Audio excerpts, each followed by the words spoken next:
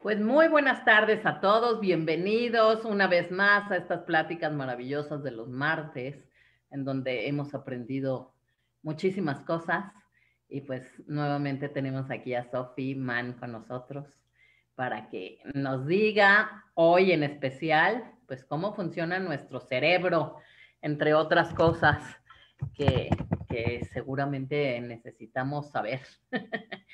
Quiero, antes de que empecemos, Sofi, agradecerle primero que nada a toda la gente que está conectada, tanto por Zoom como por Facebook.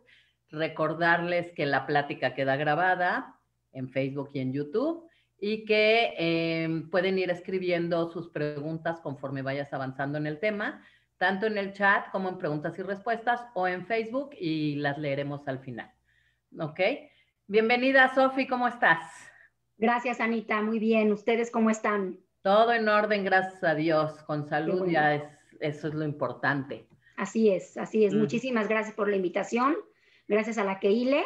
Y bueno, sí, como dices, es un tema que puede abarcar muchísimos rubros.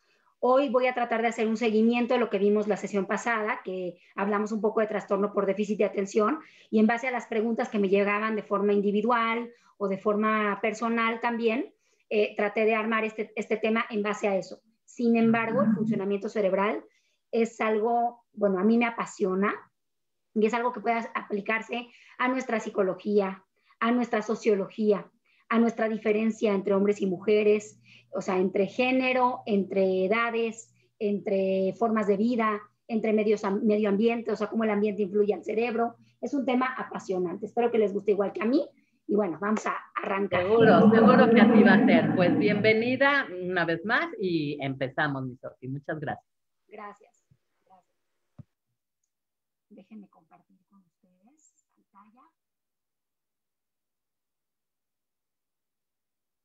Espero que ahí se pueda ver. ¿De qué trata la sesión de hoy? Hoy vamos a hablar de cómo funciona nuestro cerebro con sus lesiones transitorias o permanentes, con el medio ambiente, cómo lo influye, con cómo compensar aquello con lo que no nací o que no se desarrolló desde mi nacimiento, cómo compensar aquello que no se me da tan fácil, si puedo lograr desarrollar algunas funciones que no se me dan tan fácil o puedo perder algunas funciones con las que sí nací, pero no ejercito. De eso se va a tratar. Vamos a trabajar un poquito lo que son los trastornos del aprendizaje en general y vamos a trabajar un poquito también lo que son las famosas adecuaciones curriculares en las escuelas, ¿sí? Sin embargo, intentaré abarcar otros ámbitos también del cerebro porque es padrísimo entender cómo hay partes específicas de nuestro cerebro que responden, o bueno, que son la causa de ciertas conductas que tenemos o ciertos hábitos o ciertas funciones, ¿no? Entonces, la plática de hoy se llama, bueno, cómo funciona nuestro cerebro, principales funciones neurocognitivas que tenemos, ¿de acuerdo? Primero que nada, tenemos que entender que el ser humano tiene el cerebro dividido en dos, ¿sí? Tenemos un hemisferio izquierdo y un hemisferio derecho, el lado izquierdo y el lado derecho del cerebro. Y estos dos hemisferios se encuentran relacionados por lo que se llama el cuerpo calloso, ¿sí? Que es como una callosidad, como bien lo dicen, que interrelaciona las funciones de uno y de otro, ¿sí? Sería incongruente hablar que el cerebro derecho funciona por sí solo. El cerebro derecho tiene ciertas funciones que potencializan y complementan las funciones del cerebro izquierdo y viceversa. ¿Hay personas que tenemos más desarrollado un lado del cerebro, un hemisferio cerebral que otro? Sí. Pero que podemos llegar a complementarlo y a integrar nuestras funciones también, ¿sí? Entonces, vamos a hablar un poquito de esto y a la par de que está dividido en dos hemisferios, tenemos 5 lóbulos. Un lóbulo frontal, que es la parte frontal, lo que está en nuestra frente principalmente. 2 lóbulos parietales, que están aquí arriba. 2 lóbulos temporales, que están más o menos al lado de las orejas, bueno, abajo de las orejas. Y un lóbulo occipital. Cada lóbulo tiene ciertas características y ciertas funciones. Y lo más interesante es que dentro de ese lóbulo, cada microparte tiene también otras funciones. Se trata de sumar y complementar. No quiere decir que si tengo una función no tengo otra. No se sustituyen las funciones cerebrales ni los hemisferios, se complementan, ¿sí? Hay diferencias entre el hemisferio izquierdo y el hemisferio derecho, definitivamente, pero se trata de complementar, ¿ok? ¿A qué me voy a referir como trastorno de aprendizaje? Un trastorno de aprendizaje se presenta principalmente en la primaria, ¿sí? No se puede diagnosticar en kinder porque son muy chicos los niños y generalmente se tiene que dar en la primaria. Si en la primaria están muy bien y de pronto en la secundaria despiertan cosas que nunca jamás ha tenido el niño, podemos pensar en otra cosa, no en un trastorno de aprendizaje. Persisten toda la vida. Los más comunes son el famoso trastorno por déficit de atención, del que hablamos la semana pasada, problemas de lectoescritura, que se le conoce más bien como disgrafia, discalculia, problemas en el cálculo o temas matemáticos. De estas personas que te dicen, Sofi, yo era buenísimo en la escuela, pero las matemáticas nada más no se me pegaban. Era muy difícil para mí, hasta ahorita. Es muy difícil. Aunque sea con calculadora, me confundo en cantidades. Son personas que tal vez esa parte del cerebro no la tienen tan desarrollada como otras. ¿Ok? Coordinación motriz fina, coordinación motriz gruesa, todo lo que tenga que ver con causa-efecto, razonamiento. Hay muchos trastornos del aprendizaje. Hay muchos muy intensos y muy marcados y hay otros muy sutiles que van pasando así muy sutiles y dicen, y generalmente lo que oímos de los papás es, no, él es buenísimo, lo que pasa es que le da flojera ciencias sociales, ¿no? No, a lo largo de 27 años que llevo de consultorio y de carrera ininterrumpida, verdaderamente les puedo decir que nunca he conocido a nadie que está mal porque quiere estar mal, que es su elección estar mal. Nunca he conocido a una persona así. Está mal porque esa parte del cerebro no funciona igual, porque esa tarea no lo puede hacer tan fácilmente como otras, tiene alguna alteración neuroquímica, emocional, psicológica o alguna afectación por sustancias, ¿sí? Pero nunca he conocido a alguien que dice voluntariamente, en esto no voy a echarle ganas, ni siquiera un niño, ¿ok? Los trastornos de aprendizaje no se explican por otra causa, ¿sí? No se puede hablar de un trastorno de aprendizaje cuando hay un niño, por ejemplo, medicado para algo más y de pronto dejó de enfocar bien su lectura del pizarrón. Entonces no podríamos hablar de un trastorno de aprendizaje porque tal vez el medicamento está generando que él funcione así. No, o alguna epilepsia, ¿no? Que está generando un trastorno de aprendizaje. O algún accidente que tuvo un niño, se cayó, se golpeó, ¿no? Y a partir de este accidente está provocando este tipo de disfunción en el aprendizaje, ¿ok? Y generalmente tienen un carácter hereditario. La mamá, el tío, mi hermano, ¿no? eran así en la escuela. Entonces, generalmente estas personas van a referir en su historia familiar a alguna otra persona que le costaba igual de trabajo o que era igual de flojo en las matemáticas. Es lo que nos van a decir en la historia familiar, ¿ok? ¿Cuáles son las diferencias en el aprendizaje de un niño sin trastornos y en el aprendizaje de un niño con trastorno de aprendizaje? Hay diferencias entre el cerebro izquierdo y el derecho. O sea, principalmente vamos a ver diferencias en el funcionamiento y en la poca integración de estos dos hemisferios. Como lo dije al principio, todos tenemos un hemisferio que es preponderante en sus funciones, ¿sí? Sin embargo, tenemos la capacidad, porque se le llama elasticidad cerebral, ¿sí? Así es una capacidad que sobre todo los niños tienen de reponer, de reparar aquello que no tenemos bien o que sufrió un daño o que sufrió un golpe o un trauma o que incluso pues no nació con esa función o tiene un cambio neuroquímico y sin embargo con ciertos trabajos y ciertas terapias, que ahorita vamos a hablar de lo que es la terapia del aprendizaje y ciertas terapias de rehabilitación puede reparar, ¿sí? En otras ocasiones he dicho que las células principales del cerebro se les llaman neuronas. Nosotros nacemos con la cantidad de neuronas que vamos a tener de por vida. Estas células no se reproducen, ¿sí? Hay estudios recientes de la nutrición funcional que nos hablan de neuronas también en el intestino.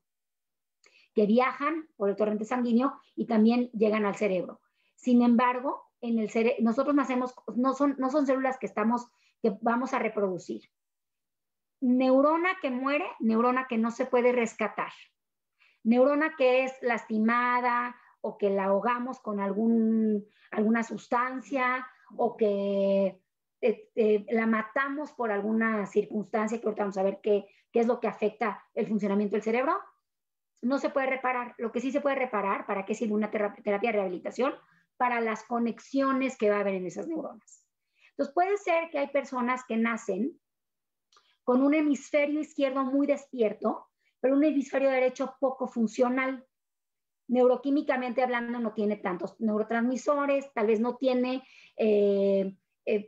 la misma actividad eléctrica cerebral requerida, o hay más actividad en el lado izquierdo que en el derecho, ¿sí? Entonces, ¿para qué sirve la terapia? Para que el izquierdo, con sus funciones, influya en el derecho y lo despierte, ¿no? Son dos hermanos gemelos que le dicen, a ver, despierta, mijo, porque tenemos que trabajar, ¿ok?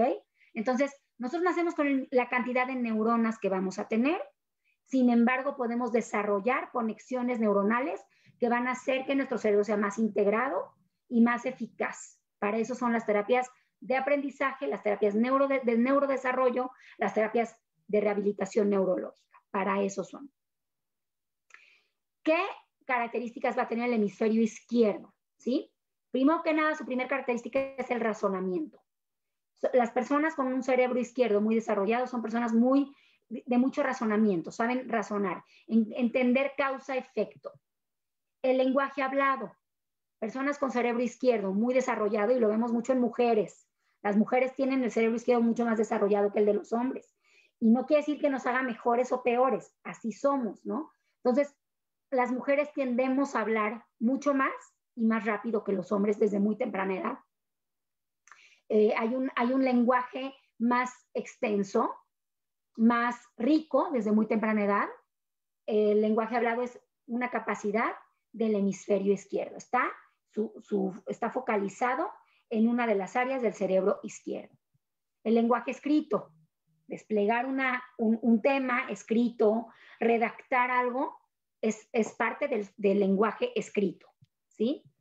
La habilidad científica, la habilidad de llegar a una conclusión, a una consecuencia, razonando sobre las partes que me llevaron a este resultado, hilando ideas, llevando un procedimiento, ¿sí? Eso es parte del cerebro izquierdo.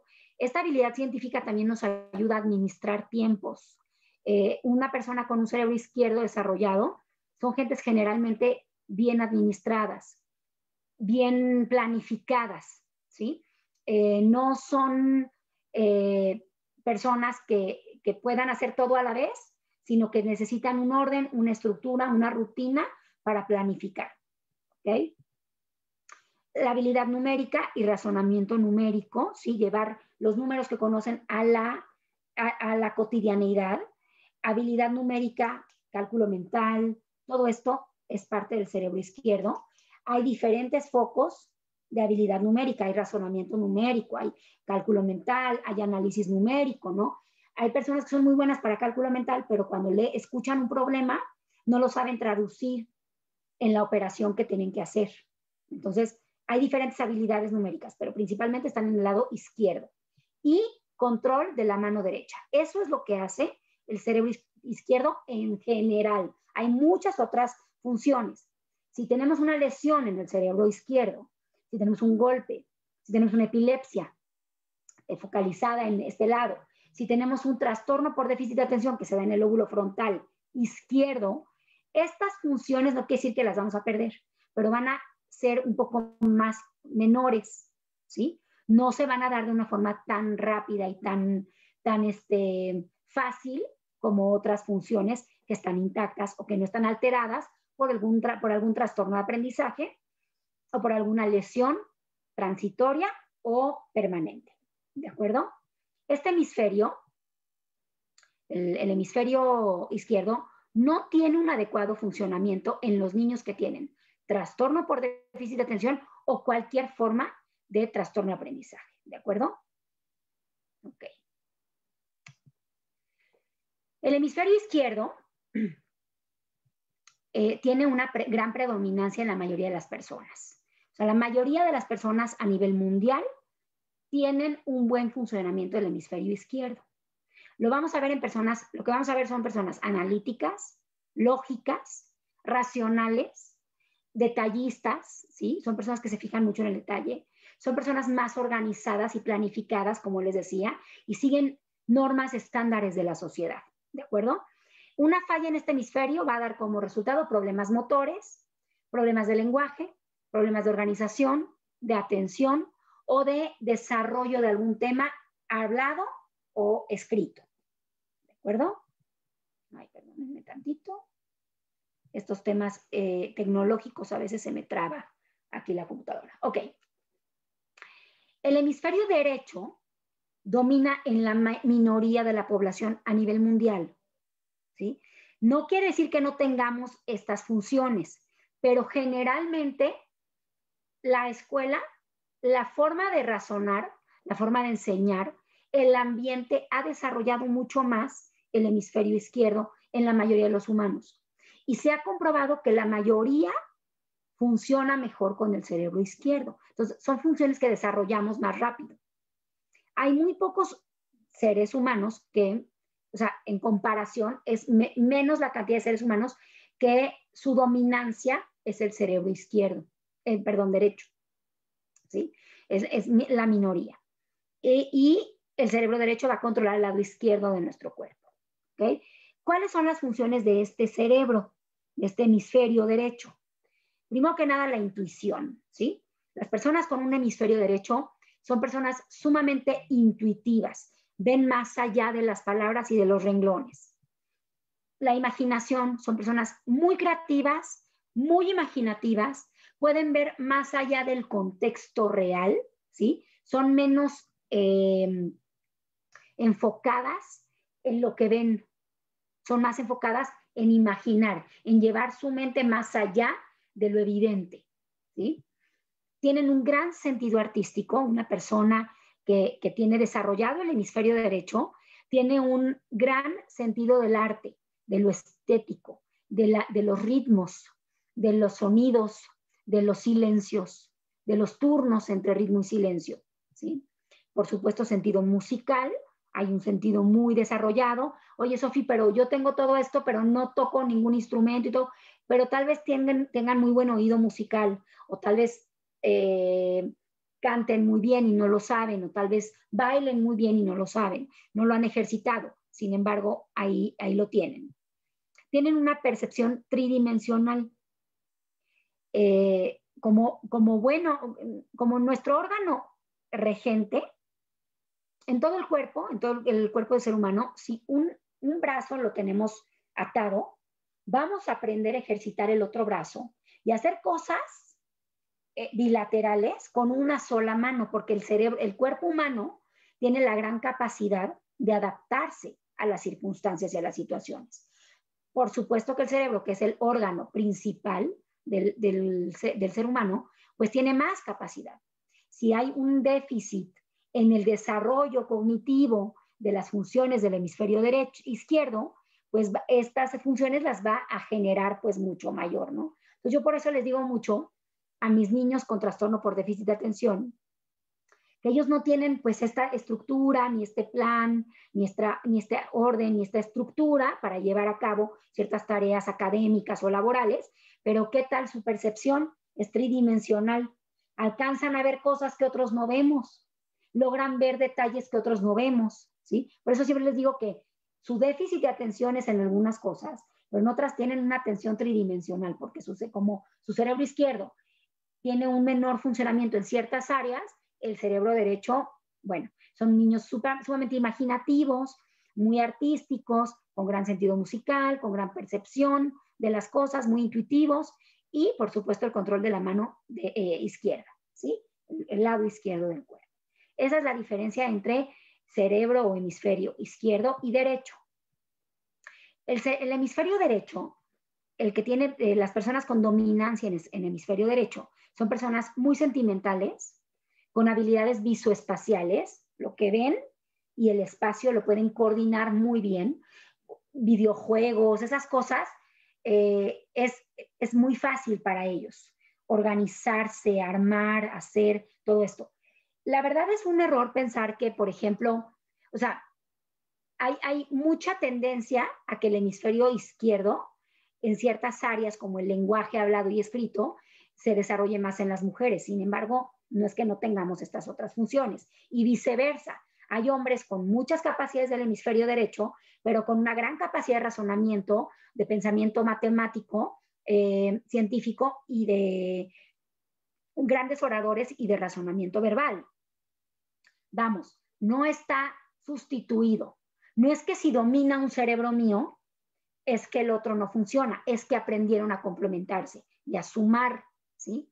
Habitualmente, las personas con trastorno por déficit de atención o otro trastorno de aprendizaje tienen más desarrollado el hemisferio derecho, porque generalmente se localizan el bajo funcionamiento cerebral en áreas del hemisferio izquierdo.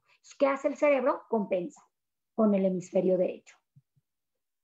Entonces, con el hemisferio derecho aprenderemos a modificar el proceso de aprendizaje y aprenderemos a integrar estas dos funciones de ambos cerebros.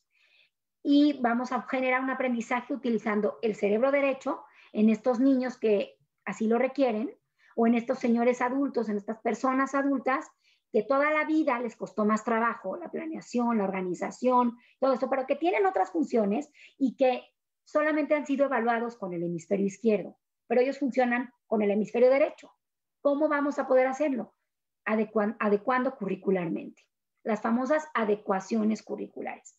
¿Qué son las adecuaciones curriculares? ¿Qué son las adecuaciones a las personas con cierto trastorno en el aprendizaje o en la atención? Ya sean niños, adolescentes o adultos, que nunca fueron diagnosticados y que hoy en día les cuesta mucho trabajo mantener un trabajo, mantener estabilidad, parar en la impulsividad, cómo hacer, ¿no? O sea, ¿de qué me sirve saber que una parte de mi cerebro funciona pues menos o un poco menos que la otra? Pues te va a servir saber, porque entonces estas son las actividades que a ti te salen muy bien. Y para tener un adecuado funcionamiento tenemos que potencializar estas actividades para que se den las de este cerebro izquierdo que no se te dan tan fácil, ¿de acuerdo? Entonces, una de las estrategias para las adecuaciones curriculares que hacemos es cómo potencializar el funcionamiento del hemisferio izquierdo en una tarea escolar utilizando el hemisferio derecho, que es el que funciona muy bien. ¿Cómo lo puedo hacer? ¿Okay? Y hay un ejemplo que hay miles de adecuaciones curriculares. O sea, en la psicología y en la pedagogía hoy en día, la verdad hemos avanzado muchísimo en adecuaciones curriculares. Hoy les traje un ejemplo nada más, ¿no? Un ejemplo de una tarea de lectura de comprensión. La lectura de comprensión es una tarea meramente del hemisferio izquierdo. Y si yo sé que como buena persona con trastorno de aprendizaje o trastorno por déficit de atención, o no me cuesta trabajo prestar atención a la parte de razonamiento, no tengo un trastorno por déficit de atención, pero me cuesta trabajo concentrarme y leer. Hay personas que se sientan a leer y que, bueno, qué barbaridad. Pueden leer 2, 3 libros semanales y tienen una concentración, una habilidad lectora y de comprensión enorme. Y hay personas que les cuesta más trabajo, ¿no? Entonces, bueno, utilicé este ejemplo. Cuando se encuentra ante una tarea escolar, un niño con un trastorno de aprendizaje enfocado en el hemisferio izquierdo o laboral, primero que nada tiene que organizar y ordenar su pensamiento, ¿sí? Entonces, ¿qué puedo usar del hemisferio derecho para que entienda la lectura? Voy a utilizar la estructura, el esquema y las gráficas o colores, ¿sí? Eso le sale muy bien acá. No le sale muy bien porque evaluándolo aquí. Si yo dejo a un niño que lea y comprenda como los demás, pues no le va a salir tan bien. Pero si utilizo esto que sí tiene, ¿cómo lo voy a utilizar? Por ejemplo, la consigna puede ser hasta este niño. Vas a leer este texto y vas a subrayar los sustantivos o el sustantivo en azul, ¿sí? Los verbos, las acciones, las vas a subrayar en rosa. Y los adjetivos, lugares o el cómo, el qué, cómo, el qué no, el cuándo, dónde o cómo, lo vas a subrayar de verde, ¿sí? Entonces, eso que subrayo lo voy a transcribir en un esquema, en una gráfica, que me separe sustantivos de este lado, que vienen de un color, verbos de este lado y adjetivos de otro lado. Entonces, de ahí voy a hacer que haga un esquema, una gráfica, como lo mostramos acá, ¿sí? Y voy a contestar las siguientes preguntas. ¿De quién o de qué habla el texto? ¿Cuál es el personaje principal? O la cosa de la que habla el texto. Entonces, está de un color, ¿sí? Ahí marco el color que yo decidí. Luego, ¿qué pasó o qué hizo? Son los verbos, ¿sí? Responde a esa pregunta. Y cuándo, dónde o cómo responde a la pregunta de los adjetivos. De esa forma, utilizo las cosas que le salen muy bien al cerebro derecho para que entienda en el lenguaje del cerebro izquierdo. ¿Ok? Voy a utilizar el cerebro derecho para potencializar el funcionamiento del cerebro izquierdo. ¿Sí? En una lectura, la persona con trastorno de aprendizaje o trastorno por déficit de atención debe traducir lo que ve en esta imagen que hizo para poder entender la lectura. Si yo lo hago leer y luego le digo algunas preguntas, ya se perdió. Entonces, primero lo esquematizo o hago un mapa conceptual o lo dibujo, lo ilumino, lo grafico, ¿sí? Para entender. Puede ser que no haga todo este proceso, puede ser que en secundaria no los voy a meter a subrayar, entonces, pero puedo hacer que dibuje aquello que va pasando en eso que lee, ¿no? O que esquematice. Están hablando de la capa de ozono, entonces pongo capa de ozono. ¿Dónde crees que está la capa de ozono? Pues arriba, ok. Y están hablando los elementos que están afectando la capa de ozono. Entonces pongo los elementos o los grafico y voy poniendo flechas que afectan la capa de ozono, ¿no? De esa forma utilizo un funcionamiento, una muleta del hemisferio derecho para compensar el hemisferio izquierdo. ¿Sí? Vuelvo a lo mismo, qué o quién es el sustantivo y viene en azul, qué hizo el verbo, dónde, cuándo, por qué son los adjetivos o lugares. Entonces, intento utilizar siempre los mismos colores. Y esto es una estrategia, una adecuación curricular muy fácil de hacer.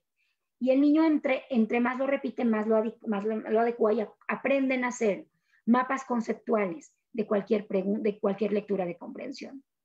Entonces, quiere decir que el niño con un trastorno de aprendizaje entiende perfectamente lo que está leyendo, pero no lo puede traducir y no puede ser evaluado en un idioma que no entiende, ¿sí? Él leyó en español, pero lo están evaluando en alemán, porque no está entendiendo cómo lo están evaluando. No sabe qué contestar ante las preguntas que le están haciendo. Entonces, ¿qué hacen los niños que no tienen una buena lectura de comprensión? Leen, se pierden 30 minutos del examen leyendo, y luego leen la pregunta y se regresan al texto para ver dónde cachan una palabra parecida a la pregunta y pueda yo contestar las preguntas. De otra forma, puedo meter un texto mucho más corto, hacer que haga un mapa conceptual o algo con esquema, con gráficas o colores, y que de esa forma lo entienda y pueda contestar otro tipo de preguntas, ¿sí? Preguntarle al niño en el idioma que le entiende. Es así de fácil. Es difícil encontrar la creatividad para establecer adecuaciones curriculares. Y lo mismo pasa en cuestiones laborales, en cuestiones de adultos o de adolescentes, que ya no pueden pedir estas adecuaciones curriculares en el trabajo o en la universidad. Entonces yo hago trabajo con ellos, estrategias. Si sabes que tú funcionas mucho mejor con gráficas, colores, esquemas, ponte un pizarrón en tu escritorio y traduce todos esos trabajos que te suben a la nube en un escritorio que puedas ver y que puedas ir tachando, en horarios, en colores. Si llevas 7 materias, cada materia de un color y sabes más o menos cuándo tienes que entregar, ¿sí? Hago un horario del mes con todos los días de la semana laborales y con todas las semanas del mes, ¿no? Y cada día anoto la tarea o la labor que tengo que entregar de algún color. O pongo en ciertos recuadros la tarea que voy a hacer y en de un color y de otro color voy a poner la tarea entregada. Así ya sé que verde es que la tengo que hacer y que roja es que ese día la tengo que entregar, ¿no? Utilizar esas funciones que me salen muy bien para traducir esas funciones y potencializar que no me salen tan bien, ¿de acuerdo? Entonces, como nos muestra esta gráfica, estas funciones de intuición, imaginación, sentido artístico, sentido musical, todo esto, vamos a utilizar estas herramientas del hemisferio derecho para darle sentido y significado a la tarea del hemisferio izquierdo que no nos sale tan bien. No es que no las tengamos, ahí las tenemos. Me preguntan mucho, Sofi, ¿quiere decir que mi hijo no entiende bien? ¿Que no tiene la posibilidad, que no tiene la capacidad? No, sí la tiene. Nada más que estas funciones, como es evaluado, pues no le funciona tan bien, no le ayuda, ¿no? Y pongo el ejemplo de la mano porque en algún momento de la historia del ser humano, los hombres y mujeres que nacían zurdos, ¿sí? Que tenían una preponderancia y dominio del hemisferio izquierdo, derecho, perdón. No todos los que tengan preponderancia del hemisferio derecho son zurdos, pueden ser diestros, pero tienen preponderancia estas funciones, pero sobre todo la gente zurda tiene una preponderancia de funcionamientos del cerebro derecho. Y muchos años era visto como un defecto. Les amarraban la mano a los zurdos y los obligaban a escribir con la mano derecha.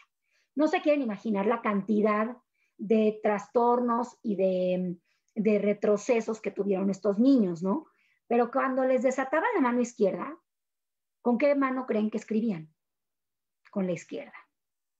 Esto quiere decir que por más que la derecha potencializó, la derecha hizo, ejercitándola, hizo su labor, pero finalmente, naturalmente, el niño tiene este instinto innato, esta naturalidad de utilizar su mano izquierda, porque así nació zurdo, ¿sí? Por más que yo corrija al niño y le diga, tienes que leer y tienes que tener lectura de comprensión y vamos a leer 70 artículos hasta que tengas lectura de comprensión, puede ser que sí lo desarrolle, ¿no? Porque el hecho de que tenga yo una preponderancia del hemisferio derecho no quiere decir que no vaya a desarrollar las tareas del hemisferio izquierdo. Sin embargo, puedo hacer más fácil y más fluida la tarea si utilizo las cosas que sí le salen bien. Aparte de todo el tema de autovaloración y autoestima que puede tener un niño cuando utilizas sus potencialidades y no lo educas desde sus debilidades, ¿no? Educar a un niño desde sus fortalezas siempre le va a dar mucho mejor desempeño que educarlo desde sus debilidades. ¿Qué hacer ante un niño con trastorno de aprendizaje? Es importante el manejo multidisciplinario, siempre lo he dicho, siempre lo hemos dicho, y cuando sí, cuando no utilizar fármacos es la siguiente parte de esta plática, ¿ok? El trastorno por déficit de atención o cualquier enfermedad o trastorno de aprendizaje es una condición, ¿sí? No es que se cura, no se contagió, es una condición, a vivir con esto toda la vida, es una condición de salud pública que no solamente afecta al paciente, afecta a su entorno escolar, su entorno social y sobre todo la familia del paciente, porque muchas veces son malentendidos y, como les digo, son interpretados como niños flojos en ciertos ámbitos. No querían hacer ciertas cosas, no quisieron echarle ganas y no necesariamente es así. ¿Cómo va a afectar la dinámica familiar? Pues claro, el niño le cuesta mucho trabajo la tarea, la consigna, no está siendo evaluado como debe de ser, entonces empezamos con terapias, medicamentos, yendo al doctor, es una rentita, ¿no? Las terapias, el doctor, empezamos a movernos de un lado a otro, llévalo, tráelo, hazle. empezamos a revisarlo, a entenderlo, rompemos el cochinito literalmente y empezamos a generar una tensión familiar, porque todo gira en torno a este niño que no está pudiendo aprender como debería de aprender. ¿Por qué no eres un niño normal, no? ¿Por qué no haces como todos? Ya he hecho todo por ti y no logro entenderte. ¿Qué otra cosa genera un cuestionamiento terrible en el niño? Terrible. Algo en mí está mal y no sé qué es. Porque cuando me pongo las pilas, sí lo hago. No necesariamente. Cuando tienes una buena guía, cuando no te presionan mucho, cuando tienes herramientas del cerebro derecho que puedes utilizar o del cerebro izquierdo que puedes utilizar y compensar, cuando te permiten la creatividad para ser evaluado. No ser evaluado como dice el examen, ¿no? La adecuación curricular tiene que ver con la capacidad del adulto de crear alternativas y formas diferentes de solución. Y cuando no la hay, este niño que es diferente, que aprende diferente y funciona diferente cerebralmente, se cuestiona mucho, se preocupa mucho, se siente totalmente inadaptado, alterado en su funcionamiento. ¿Por qué hablamos de un tratamiento integral? ¿No? Vamos a llamarle Luis a este niño. Este niño tiene un conflicto importante, se presenta con un conflicto importante y vamos a empezar. Lo primero que hacemos es una valoración. Que alguien me lo valore y me diga qué tiene de raro este niño, ¿no? Buscamos una valoración que generalmente termina en neurofármacos, ¿no? Cuando se necesitan, está muy bien. También se ha visto niños que son sobremedicados. Luego nos vamos al apoyo psicopedagógico. Hay que hacer que el niño aprenda y estudie y todo esto. Y yo siempre he preguntado qué pasa con la familia, ¿no? Siendo un niño o un paciente identificado de un sistema familiar, porque todos estamos conectados, ¿sí? ¿Qué pasa sobre su condición? ¿Qué tanto conoce la familia sobre este trastorno que tiene? ¿Qué tanto conoce estrategias los padres y maestros para llevar a cabo, para dirigir, para guiar, para orientar a este niño? ¿Qué tanto lo conocen? Entonces, una vez que los conozcamos, una palabra que utilizo muchísimo en mis pláticas y en pláticas con el doctor Abraham Dayan, que les platiqué, que es mi pareja y mi socio en muchos temas de este tipo, ¿sí? Hablamos de educación. No se trata de educar nada más a la familia, se trata de llevarlos a la acción, ¿sí? No saber y no hacer nada es igual que saber y no hacer nada tampoco. De nada nos sirve educarnos como familia y entender la condición si no vamos a hacer ciertas adecuaciones y estrategias para atender a este niño que tiene un síntoma y que va a tener que aprender a vivir con eso. Entonces, viendo esto, la verdad es que para mí sí es muy importante que haya una valoración psicopedagógica, neurológica, psiquiátrica, depende el estilo de síntomas que tenga el niño. Como paso número 2, mucha gente va directamente al apoyo pedagógico. Yo me iría a la familia, ¿sí? Entenderíamos qué modificaciones puedo empezar a hacer en familia, educarnos, entender y actuar, ¿sí? En familia para generar un ambiente más propicio para este niño que tiene un tema que no está en sus manos, ¿no? Que él no puede controlar. Y por último, pues el apoyo psicopedagógico, ¿no? Claro, terapias de aprendizaje, terapias emocionales, muchas veces estos niños tienen que trabajar una parte de aprendizaje y una parte emocional. La parte del aprendizaje van a ser estas estrategias y herramientas como las adecuaciones curriculares en un consultorio con un especialista en el tema que ayude a rehabilitar y a integrar estas funciones de ambos cerebros, ¿sí? Y una terapia emocional muchas veces porque estos niños se enfrentan constantemente al rechazo y al fracaso. Tienen esta idea de que son un imán para el fracaso y no necesariamente. Ellos tienen la información, saben perfectamente, están íntegros corticalmente hablando, sin embargo, son evaluados en otro idioma que ellos no entienden o son evaluados con otras herramientas que ellos no tienen, ¿no? Entonces, pues no es justo, ahora sí como dirían los niños, no es justo porque no están siendo evaluados como deberían de ser evaluados. a través de su cerebro derecho. En base al neurofármaco, ya lo dijimos la vez pasada, lo voy a repetir en esta ocasión. ¿Cuándo vamos a medicar a un niño?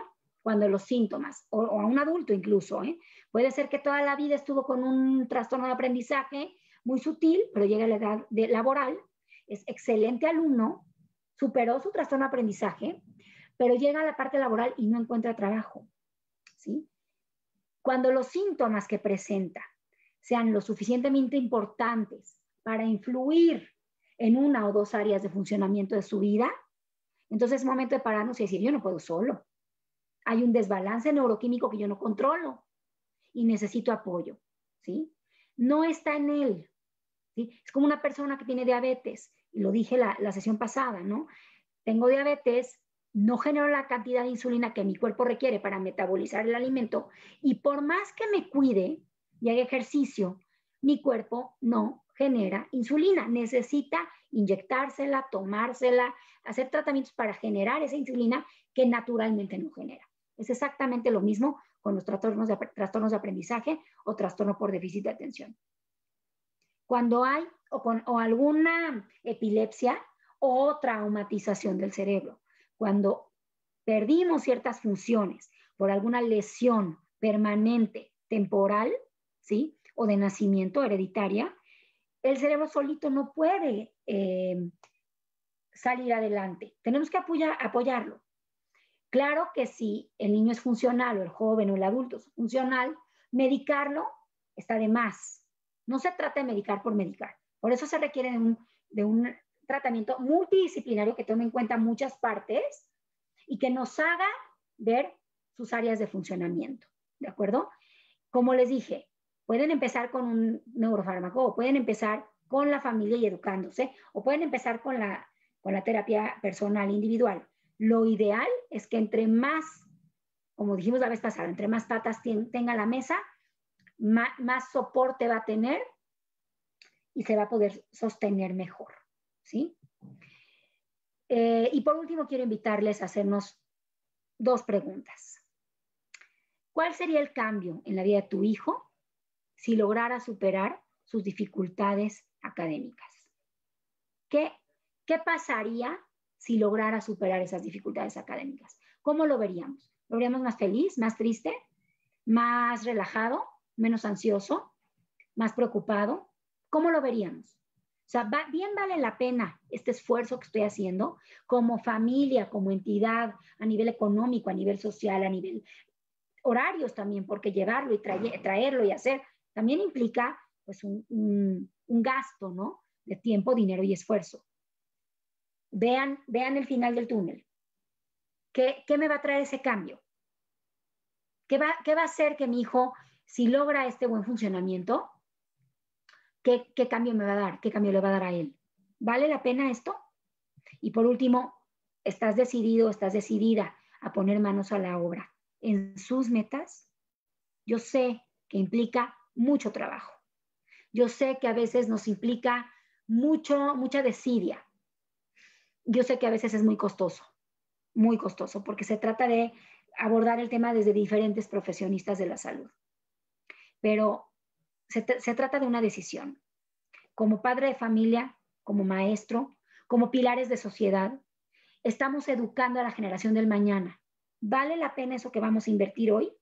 En su educación, en mejorar sus estrategias, en saber que su cerebro no está funcionando como debería o como quisiéramos, o funciona muy bien con ciertas funciones. Las otras las tienen hipofuncionando, disfuncionando, ¿no? ¿Cómo lo vamos a hacer para completar e integrar?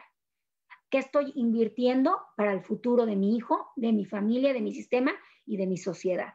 ¿Sí? Esas son dos preguntas que me gustaría hacerles para terminar con este tema. Pues bueno, espero les haya gustado. Y bueno, estoy abierta a preguntas, comentarios. Gracias, Sofi. Híjole, qué interesante y qué difícil. Yo me pongo a pensar, además de los niños, en los papás, porque para los papás pues se vuelve también súper complicado porque obviamente queremos lo mejor para nuestros hijos y los llevaremos a a que tomen todo lo que necesiten tomar para que su vida sea mejor. Pero ¿qué pasa con los papás? ¿Qué pasa? Yo creo que también los papás necesitarían tomar algún tipo, no sé si de terapia o medicamento o vacaciones o no sé qué. Sí, sí. Por eso la tercera pata es muy importante, la educación, ¿no? La educación yo creo que toda situación de salud emocional, mental, física, implica a todo el sistema. No podemos recargarnos en el paciente identificado. Finalmente, somos parte de un sistema, todos nos movemos juntos. Si hay alguien del sistema que está mal, todos estamos mal, la verdad. Entonces, es una inversión. Sí, pues es un trabajo en equipo, por supuesto. Estoy leyendo Facebook, felicitaciones, maravillosa, hermosa, Coltur. Gracias. Anne, gracias por esta plática, felicidades, muy interesante y muy clara, dice Hanne Strimling.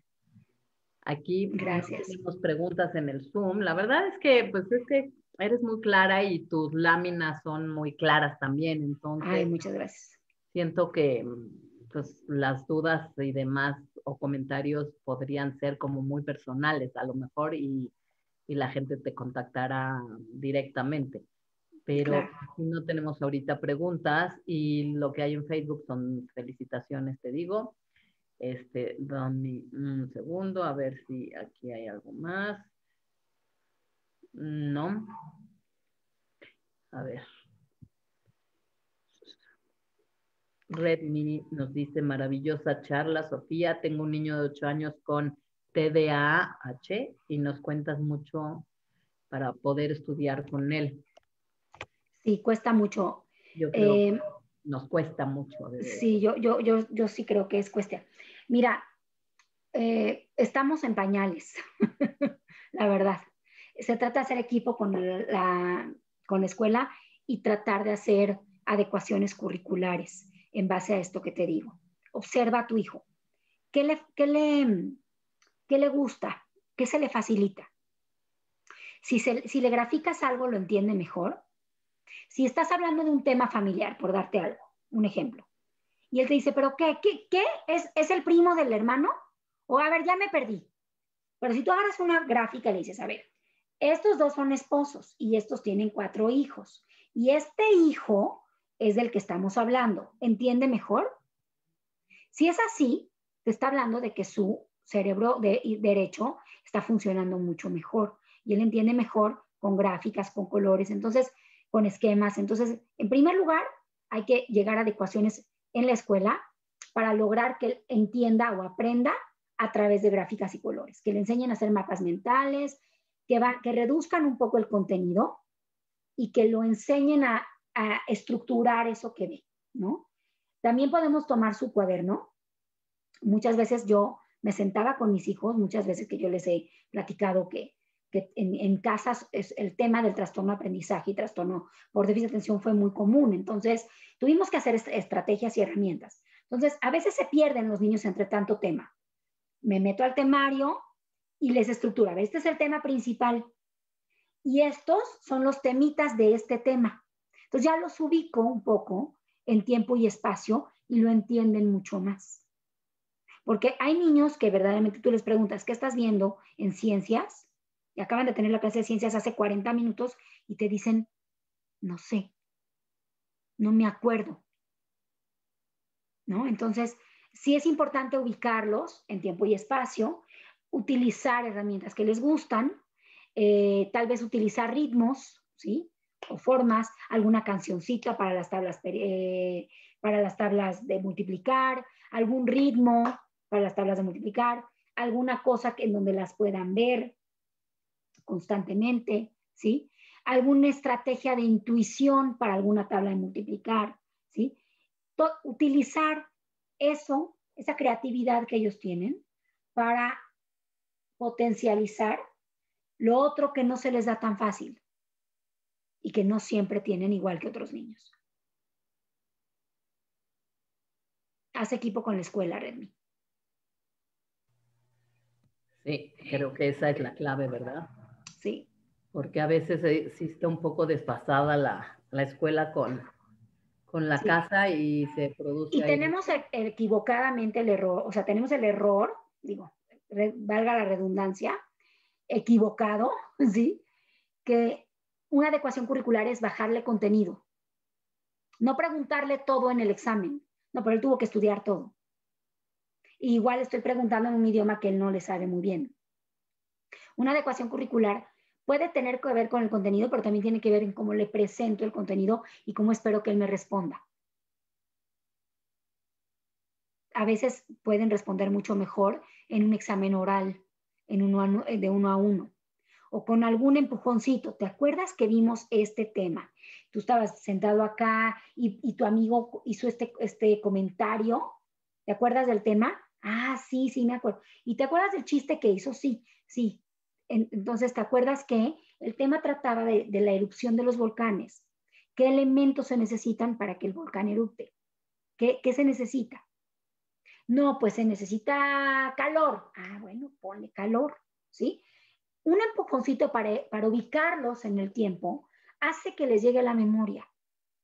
Estoy utilizando cosas y funciones del cerebro derecho para potencializar el cerebro izquierdo.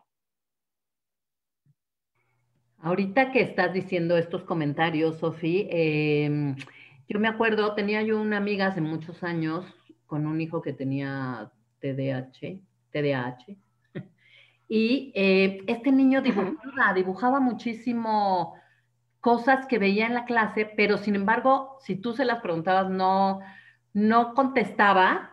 Sin embargo, hacía los dibujos con cosas que él veía en la clase. Entonces, ahorita me vino a la mente eso. Sí, es muy impresionante.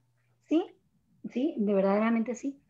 Por ejemplo, yo en algún momento di clases en secundaria, en bachillerato, y a mí me encanta la historia, la filosofía. No soy maestra de historia, pero a veces me tocaba o suplir a alguna maestra y todo, porque yo trabajaba en escuelas, y bueno, nos toca a veces suplir, ¿no?